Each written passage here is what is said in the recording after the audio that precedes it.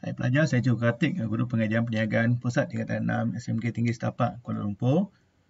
So hari ini Cikgu nak bincang bahagian yang kedua dalam tajuk pemasaran. Okey, so perbincangan hari ini berkaitan dengan pendekatan strategi pemasaran. Okey, Cikgu akan bincang 3 bahagian. Bahagian pertama ialah berkaitan dengan pendekatan strategi, iaitu kita akan bincang 2 bahagian. Satu adalah berkaitan dengan analisis portfolio perniagaan iaitu matrix BCG, dan yang kedua adalah berkaitan dengan SWOT, okey, iaitu kekuatan, kelemahan, ancaman dan peluang. Okey. Dan bahagian yang kedua kita akan bincang tentang strategi dan objektif pemasaran yang melibatkan 4 perkara iaitu penembusan pasaran, pembangunan pasaran, pembangunan produk dan pempelbagaian. Okey. Dan perkara yang ketiga, menentukan sasaran pasaran, campuran pemasaran, pelaksanaan serta penilaian. Okey. So pendekatan strategik ni ada 3 perkara. Satu, membincangkan pendekatan strategi, yang kedua menentukan strategi, dan yang ketiga menentukan sasaran pasaran dan sebagainya. Okey. Okey, yang pertama, okey, berkaitan dengan analisis portfolio perniagaan atau dikenali sebagai matrix BCG. Okey, Boston Consulting Group. Okey, so matrix ni dicipta oleh sekumpulan perunding daripada BCG. Okey, so mereka gunakan matrix ni untuk menilai kedudukan strategik. Okey, biasanya sesebuah perniagaan ni mengeluarkan pelbagai jenis produk. Jadi kita nak tahu produk kita ni dalam kedudukan mana. Okey, dalam kuadran yang ditentukan. Okey, so kita boleh letakkan produk kita dalam 4 kategori. Okey, berdasarkan kadar pertumbuhan pasaran atau industry attractiveness. Okey, adakah pasarannya semakin berkembang? Dan yang kedua adalah share pasaran yang berkaitan atau share pasaran relatif, competitive position. Okey, so kita boleh letakkan produk kita dalam mana-mana 4 kategori ini. Okey, so kenapa kita buat analisis ni? Supaya kita nak tahu portfolio mana yang perlukan pelaburan. Okey, yang perlu kita invest untuk meningkatkan jualan.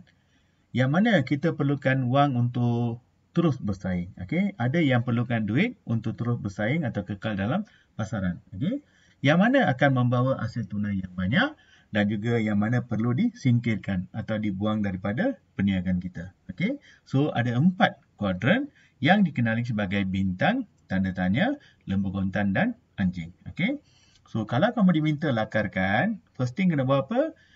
Tengok paksi Y dengan paksi X. Okey, paksi Y ni dia berkaitan dengan kadar pertumbuhan pasaran, bawah tu rendah, atas tu tinggi. Paksi X ni menunjukkan share pasaran relatif. Okey, sebelah kanan rendah, sebelah kiri tinggi. Okey, so ada 4 kuadran, iaitu bintang, lembu kontan, tanda tanya dan anjing. Okey, bintang ni ada 2 keyword pertama. Penting Yang pertama, bintang ni kadar pertumbuhan pasaran yang tinggi, pada masa yang sama share pasaran juga tinggi. Dua-dua tinggi. So dipanggil star. Okey, bintang Dan apa ciri utama produk bintang ni? Dia menjana tunai yang banyak. Pada masa yang sama, syarikat perlu buat pelaburan yang besar supaya dia terus kekal bersaing. Okey, itu kuadran bintang. Okey, so first keyword, kadar pertumbuhan pasaran yang tinggi, share pasaran juga tinggi. Yang kedua, dia menjana tunai yang banyak, at the same time, kena buat pelaburan yang besar. Okey, lembu kontan ni, dia punya kadar pertumbuhan pasaran yang rendah. Maksudnya, pasaran dia berkembang dengan lambat. Tapi, produk ni mempunyai share pasaran yang tinggi. Dia menguasai pasaran. Tapi, pasaran dia berkembang dengan lambat. Okey, unit ni boleh menjana tunai yang banyak dan bantu syarikat membiaya perniagaan lain. So, dia ni dipanggil cash cow. Dia menjana tunai yang banyak. Tunai ni boleh digunakan untuk bantu portfolio yang lain dalam perniagaan kita. Okey, tanda tanya. Okey, tanda tanya ni kadar pertumbuhan pasarannya tinggi. Maksudnya pasaran dia ada potensi. Dia berkembang dengan cepat, tapi produk kita punya share pasaran yang rendah. Okey, so kena buat apa? Kamu kena buat pelaburan yang besar. Tapi masalahnya kamu tak tahu perniagaan ni boleh berjaya atau tidak. That's why they call it question mark, tanda tanya. Atau dipanggil problem child. Okey, problem child atau question mark ni pasaran dia berkembang dengan cepat, tapi share pasaran kita rendah. Jadi kamu kena buat pelaburan, tapi kamu tak tahu benda ni boleh berjaya atau tidak. Okey, anjing dia punya kadar pertumbuhan pasaran yang rendah. Potensi memang tak ada. Okey, at the same time, share pasaran dia juga rendah. Kamu ni merupakan produk yang kurang popular dalam pasaran yang berkembang dengan perlahan. Okey, So, apa yang berlaku? Mungkin dia menghasilkan kerugian atau keuntungan yang sangat rendah. Jadi, kena buat apa? Syarikat kena buat keputusan. Adakah nak kekal simpan ataupun keluarkan daripada pasaran. Itu produk atau kuadran anjing. Okey. Kita pergi kepada analisis SWOT. Okey, SWOT ni satu kaedah yang digunakan untuk menilai apa kekuatan dan kelemahan perniagaan kita. At the same time, apakah peluang dan ancaman untuk sesebuah perniagaan. Okey. So di sini kekuatan dan kelemahan ialah faktor dalaman. Peluang dan ancaman ialah faktor luaran. Okey. So apa dia kekuatan? Faktor persekitaran dalaman yang bantu mencapai matlamat syarikat. Benda ni adalah kekuatan kita. Okey, contohnya kamu ada jenama yang popular. Lokasi perniagaan kamu strategik. Kamu ada ramai pekerja yang mahir. Kamu ada modal yang banyak. Kamu gunakan teknologi yang terkini. Okey, kamu ada tunai yang banyak. Semua ni adalah kekuatan perniagaan kamu. Okey, kalau kamu tengok kelemahan, ni faktor persekitaran dalaman yang boleh menghalang pencapaian matlamat. Okey, contohnya mungkin kamu gunakan teknologi yang tradisional. Okey, kamu ni produk yang kurang popular. Okey, lepas tu kamu ada ramai pekerja yang kurang mahir.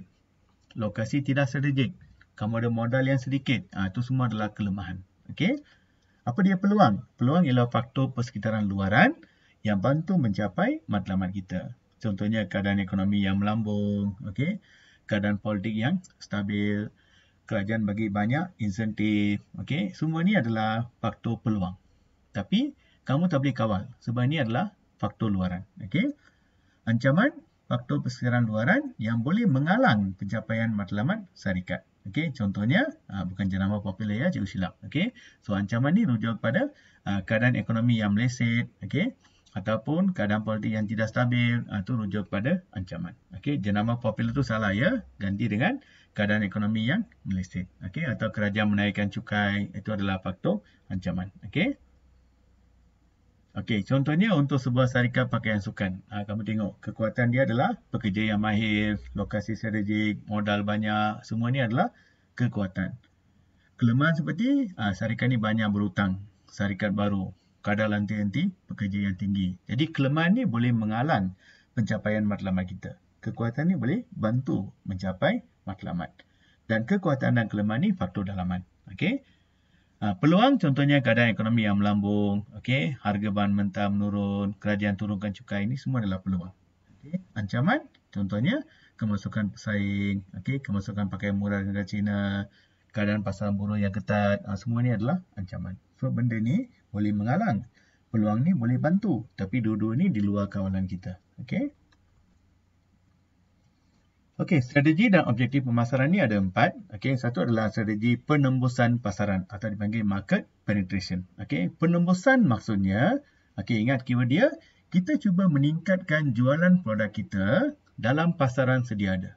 Maksudnya produk ni produk yang sama, kita cuba tambah jualan dalam pasaran yang sedia ada.